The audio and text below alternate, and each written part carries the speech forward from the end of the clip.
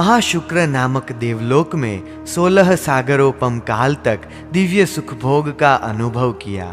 आयुष्य पूरा हुआ। मेरा जन्म जम्बूद्वीप के भरत क्षेत्र में हुआ। रथवीरपुर नगर में नंदीवर्धन नामक सद्गृहस्थ रहते थे। उनकी पत्नी का नाम था सुरसुंदरी। मैं सुरसुंदरी की कुक्षी में अवतरित हुआ। मेरे माता पिता की खुशियाँ असीम हो उठी, चूँकि मैं उनकी पहली संतान थी। उचित समय पर मेरा जन्म हुआ। मेरे पिता ने मेरे जन्म की घड़ियाँ काफ़ी हर्षोल्लास पूर्वक मनाई। मेरा नाम अनंतदेव रखा गया। वो अधन्य वालुका प्रभा नामक नगर में उसने 7-7 सागरोपम जितना अति दीर्घ समय दुख, पीड़ा और संत्रास में गुजारा और मरकर विंध्य पर्वत की घाटियों में सिंह बना। वहाँ से मरकर उसी वालुका प्रभा में पुनः जन्मा। फिर वही 7 सागरोपम की वेदना का चक्कर। वहाँ से निकलकर तिर्यंज पशु गति में असंख्य वर्षों तक भटकता रहा। जब मेरा जन्म रथवीरपुर नगर में हुआ, तब उसका जन्म भी रथवीरपुर में ही हुआ। सोमश्रेष्ठी और उनकी नंदीमती नामक पत्नी के यहाँ पुत्र के रूप में पैदा हुआ। उसका नाम रखा गया धनदेव। हम दोनों के बीच मैत्री का नाता बंध गया। मेरी दोस्ती निष्कपट दिल की थी, जबकि धनदेव की मित्रता कपट एवं धूर्तता से भरी थी। अनेक जन्मों की परंपरा में जो हुआ वही इस जन्म में भी हुआ। मुझे धनदेव अपना दोस्त लगता रहा, लेकिन वह मुझे अपना दुश्मन समझता रहा। मेरे पूर्व जनित कर्म मुझे ऐसे ही दोस्त देते रहे, साथ ही सद्गुरुओं का सहवास भी देते रहे। सद्गुरु का सहवास मेरे लिए फलीभूत होता रहा और इस तरह आत्मकल्याण के लिए पुरुषार्थ करने का मौका मुझे मिलता रहा। मैं और धनदेव एक दिन सवेरे सवेरे नगर के बाहर घूमने के लिए गए। नगर से काफ़ी दूर निकल गए थे। वहाँ पर हमने एक विशाल साधु वृंद को हमारे नगर की ओर आते हुए देखा। हम खड़े रह गए। जब वे नज़दीक आए तब हमने उनके चरणों में प्रणाम किया। आचार्य श्री देवसेन शिष्य परिवार के साथ आए थे। हम दोनों मित्र उनके साथ ही नगर के बाहर बगीचे में आए। वहाँ पर आचार्य श्री का मुकाम था। मैंने सविनय आचार्य श्री से प्रार्थना की, कृपया साधु भगवंत को नगर में मेरे घर पर भिक्षा ग्रहण करने के लिए आज्ञा प्रदान करे। आचार्य देव ने कहा, उचित समय पर साधुगण भिक्षा के लिए गांव में जरूर आएंगे। हम दोनों मित्र नगर में आए। साधुओं के दर्शन से मेरा मन प्रफुल्लित हो उठा था, जबकि धनदेव के चेहरे पर ऊब छाई जा रही थी। उसे साधु फूटी आंखों से सुहाते नहीं थे। मैंने उससे कहा, धनदेव, हम प्रतिदिन आचार्य श्री के दर्शन, वंदन एवं उपदेश श्रवण के लिए उद्यान में जाएंगे। उसने कहा, तुझे जाना हो तो जाना, मैं नहीं आऊँगा। मुझे ये धर्म की ढकोसले वाली बातें जरा भी पसंद नहीं है। मुझे मालूम था कि उसे न तो परमात्मा पसंद है, न गुरुजन के प्रति उसके दिल में आदर है, और धर्म से उसका फासला मीलों नहीं कोसों लंबा था। और इसी वजह से मैंने उसे रोजाना मेरे साथ गुरुदेव के पास आने को कहा था। वह आएगा, उपदेश सुनेगा और धर्म उसे अच्छा लगने लगे तो उसकी आत्मा का कल्याण हो। परंतु मेरी भावना साकार न हो सकी। मैं रोजाना उद्यान में जाता था। 2-3 घंटे मेरे वहीं पर बीत जाते थे। मुझे धन कमाने की तनिक भी चिंता नहीं थी, चूँकि मेरे पिताजी के पास करोड़ों सोना मोहरे की संपत्ति थी। परंतु जवानी की दहलीज पर बैठा हुआ पुत्र यदि अर्थोपार्जन की दिशा में गति ना करे तो माता पिता इस बात को पसंद नहीं करते। एक दिन मेरे पिता ने मुझसे कहा, तुझे अपने व्यापार धंधे में भी ध्यान देना चाहिए। तेरे जैसा बुद्धिशाली पुत्र अर्थ पुरुषार्थ न करे, यह बात लोगों में और समाज में अच्छी नहीं लगती। अपने परिवार और खासकर तेरे लिए भी ये शोभास्पद नहीं है। मैं खामोश रहा, कुछ भी प्रत्युत्तर नहीं दिया। उन्होंने बात आगे बढ़ाई, तू धर्म करता है, व्रत और नियमों का पालन करता है, यह हमें पसंद है। परंतु गृहस्थ जीवन में अकेला धर्म पुरुषार्थ ही नहीं चल सकता। अर्थ पुरुषार्थ एवं काम पुरुषार्थ को भी समुचित स्थान देना चाहिए। मैंने गृहस्थ धर्म के 12 व्रत गुरुदेव के पास समझकर स्वीकार किए थे, इसीलिए पूरा दिन मेरा धर्म वृत्ति में ही गुजरता था। परंतु इधर पिताजी की बात भी तर्क संगत थी। जवान बेटे को बाप की कमाई पर आधार रखकर जीना उचित नहीं है, उसे खुद की कमाई पर ही जीना चाहिए। मैंने धनदेव से कहा, मित्र ठीक है, तुझे धर्म अच्छा नहीं लगता, पर धन तो पसंद है ना। उसने हामी से सिर हिलाया। तो फिर हम धन कमाने के लिए किसी दूर दराज के अच्छे इलाके में जाए, खूब सारी मेहनत करके ढेर सारा धन कमाएंगे। धनदेव ने कहा, मित्र, क्या जरूरत है तुझे दूर देश में जाने की, वहां जाकर के धन कमाने की? तेरे घर में तो संपत्ति का अंबार लगा है, कितना धन चाहिए तुझे? और वह सारी संपत्ति तो पिताजी की कमाई हुई है, मुझे तो अपनी बुद्धि और ताकत के बल पर संपत्ति कमानी है। स्वमानी और पराक्रमी पुत्र को स्वयं संपत्ति उपार्जित करनी चाहिए, और इसलिए ऐसे इलाके में जाकर व्यापार करना चाहता हूँ जहाँ पर ढेर सारी संपत्ति कमाई जा सकती हो। तब तो फिर हमें रत्नद्वीप जाना ही उचित रहेगा। वहां पर व्यापार करने से कुछ ही समय में अच्छा खासा मुनाफा होता है। अच्छा है, हम रत्नद्वीप चलेंगे। हमने तैयारी शुरू की। हम दोनों मित्र रत्नद्वीप जाने की तैयारी कर रहे थे। मैंने पिताजी से कहा, मैं धन पुरुषार्थ करने के लिए रत्नद्वीप जाने का सोच रहा हूँ। विपुल धन संपत्ति कमाकर ही वापस लौटूंगा। मेरे पिता नंदीवर्धन भावुक हो उठे। उन्होंने कहा, वत्स, तुझे रत्नद्वीप जाने की क्या आवश्यकता है? यहीं पर तू व्यापार कर सकता है। हमारा धंधा काफी बड़ा है, आखिर तो वह सब तुझे ही संभालना है ना। मैंने मना किया। रत्नद्वीप जाने का निर्णय सुना दिया। पिताजी ने मेरा अति आग्रह देखकर कहा, यदि तुझे रत्नद्वीप जाना ही है तो तू अपने अनुभवी और होशियार मुनिमों को साथ ले जा। वे व्यापार में तुझे सहायता करेंगे।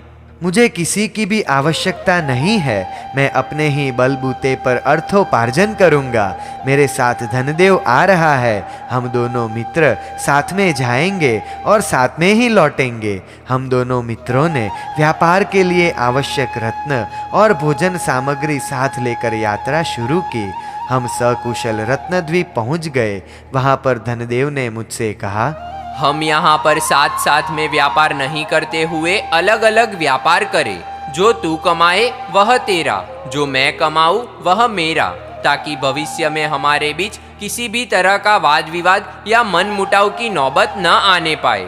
उसकी बात मानने में मुझे कोई ऐतराज नहीं था। मैं जानता था और मानता था कि धन प्राप्ति मनुष्य को अपनी किस्मत के मुताबिक ही होती है। पुरुषार्थ की दिशा योग्य चाहिए, फिर व्यापार चाहे सीमित ही क्यों न हो। अपनी धर्माराधना भी मैंने चालू रखी थी।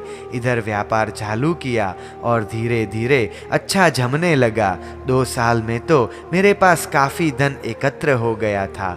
मैंने सोचा, अब मुझे स्वदेश लौटना चाहिए। जिंदगी पर्यंत कम न हो उतना धन तो मैंने कमा ही लिया है। उधर माता पिता भी इंतजार कर रहे होंगे। मैंने धनदेव को समाचार भिजवाए कि हमें स्वदेश की ओर लौटना चाहिए। उसने भी काफ़ी पैसा बनाया था। हम मिले। हमने जो कमाया था उसके रत्न खरीद लिए ताकि रास्ते में अच्छी तरह सुरक्षित रखे जा सके। जब मैंने रत्न खरीदे तब धनदेव वहाँ उपस्थित था। उसके पास जितने रत्न हुए उससे कहीं ज़्यादा रत्न मेरे पास इकट्ठे हुए।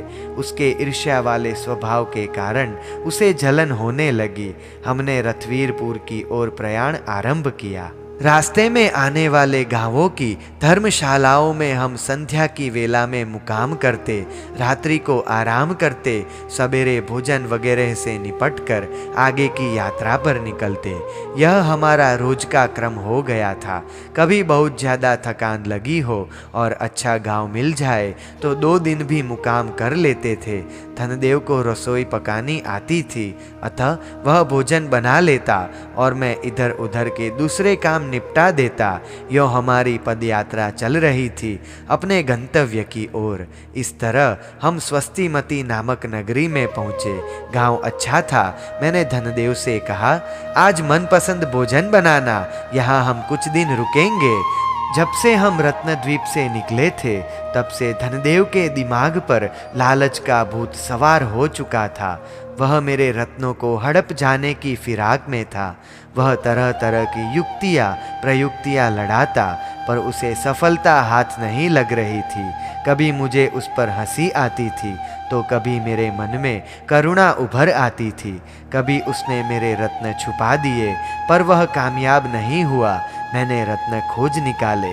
कभी उसने मेरे रत्न जमीन में गाड़ दिए पर मैंने रत्नों को ढूंढकर खोद निकाले। उसकी दाल गल नहीं रही थी। आखिर उसने सोचा, अनंग देव को मार डालूं तो उसके रत्न मुझे मिल सकते हैं, पर उसे मौत के घाट उतारूं कैसे? मेरे ऊपर इल्जाम ना आए और उसका कांटा निकल जाए, वैसा कुछ करना चाहिए। रत्न भी उसके कम कीमती नहीं है। कम से कम 1 करोड़ की कीमत के रत्न होंगे। वे रत्न लेकर मैं अपने नगर में जाऊंगा। रोते कलपते अनंग देव के घर पर जाकर उसके माता पिता को कह दूंगा कि एक नदी के किनारे पर हम पानी पीने के लिए गए थे। मैं पानी पीकर आगे चला। वह अभी पानी पी रहा था। अचानक एक सिंह उस पर झपटा और उसे उठाकर पलक झपकते जंगल में अदृश्य हो गया। मैंने दूर से यह दृश्य देखा। मेरा शरीर तो पसीने से ना उठा। मैं कांपने लगा था। न वहां से सरक सकता था, दौड़ने की तो मैं सोच भी नहीं सकता था। आखिर 1 प्रहर के बाद मुझ में कुछ हिम्मत आई और मैं वहां से आगे की ओर चला। ऐसा मैं उसके घर वाले को बता दूंगा। फिर मैं इन रत्नों से व्यापार करूंगा। बड़ी भारी हवेली बनवाऊंगा। तरह तरह के रंगराग और भोग विलास करूंगा। नगर के श्रेष्ठ श्रीमंतों में मेरी गिनती होगी। इधर मेरे मन में दूसरे ही मनोरथ हिलोरे ले रहे थे। मैं इस संपत्ति का व्यय दीन अनाथ लोगों के उद्धार के लिए करूँगा। सदाव्रत खोलूँगा। साधु पुरुषों को भिक्षा दूंगा। भव्य आलीशान जिन मंदिरों का निर्माण करूँगा। मुझे इस संपत्ति का भी करना क्या है? पिताजी की संपत्ति तो ढेर सारी है और फिर मुझे तो परिग्रह का परिमाण है। इसलिए निश्चित संख्या से ज़्यादा संपत्ति मुझे रखनी भी नहीं है। धनदेव को भी कुछ रत्न दे दूंगा। वह खुश हो जाएगा। मेरी खातिर वह परदेश में आया। मुझे उसे खुश करना ही चाहिए। और आखिर में तो सारी संपत्ति का त्याग करके मुझे साधु धर्म का स्वीकार करना है। मनुष्य जीवन की सार्थकता और सफलता साधु धर्म के पालन से ही है। साधु धर्म ही मोक्ष मार्ग है। उसके बगैर मोक्ष मार्ग का मिलना संभव ही नहीं है। धनदेव स्वस्तिमती गांव में गया। वहाँ उसने लड्डू बनाए। एक लड्डू में उसने जहर मिला दिया। यह लड्डू मैं अनंग देव को खिला दूंगा। बस फिर तो बात खत्म। वह परलोक की यात्रा पर चल देगा। मैं सारे रत्न हड़प कर रथवीरपुर की ओर चल दूंगा। जहर वाला लड्डू उसने अलग नहीं रखा। उस पर बारीक निशानी कर दी। यदि अलग रखे तो मैं उसे पूछता कि यह लड्डू अलग क्यों रखा है। इसलिए उसने अलग नहीं रखा। रास्ते में तरह तरह के विचारों की उत्तेजना में व्यग्र हुआ धनदेव जहरीले लड्डू की निशानी भूल गया। वह मेरे पास आया। उसके हाथ में 2 थाली थी। एक में लड्डू थे, दूसरे में 2 तरह के व्यंजन थे। वह घबराया हुआ दिखाई दे रहा था। मैंने उससे पूछा, धनदेव तू इतना बेचैन सा क्यों नजर आ रहा है? यह लड्डू खाएगा तो तेरी सारी थकान दूर हो जाएगी। बहुत बढ़िया लड्डू बनाए लगता है तूने। यूँ कहते हुए मैंने उसे ही लड्डू खिला दिया। वही लड्डू उसके मुंह में ठूस दिया जिसमें जहर डाला हुआ था। उसने आनाकानी तो की, मुझे भूख नहीं है, मेरा पेट दुख रहा है, मुझे नहीं खाना है, मेरी तबीयत ठीक नहीं है वगैरह है। परंतु मैंने बड़ी मान मनोबल के साथ उसे लड्डू खिला दिया। मुझे कहाँ पता था कि मैंने जो लड्डू उसे खिलाया है उसमें जहर है। मैंने तो बड़े प्रेम से उसे लड्डू खिलाया था। उसके शरीर में जहर का असर होने लगा। वह आकुल व्याकुल हो उठा, जमीन पर लौटने लगा। मैं घबरा उठा। अरे अचानक इसे क्या हो गया? मैंने उसके सिर पर हाथ रखकर पूछा, धनदेव तुझे क्या हो गया है? पर उसकी जुबान बाहर लटक चुकी थी, जीभ लटक गई थी, जहर अति व्यग्र था। मैं कर्तव्य मूढ़ होकर उसके पास बैठा रहा और वहीं पर उसकी मृत्यु हो गई। मैं समझ नहीं पाया कि वह अचानक कैसे मर गया। उसे कुछ भी बीमारी नहीं थी, एकदम भला चंगा था और अचानक 2-4 क्षण में मौत का शिकार हो गया।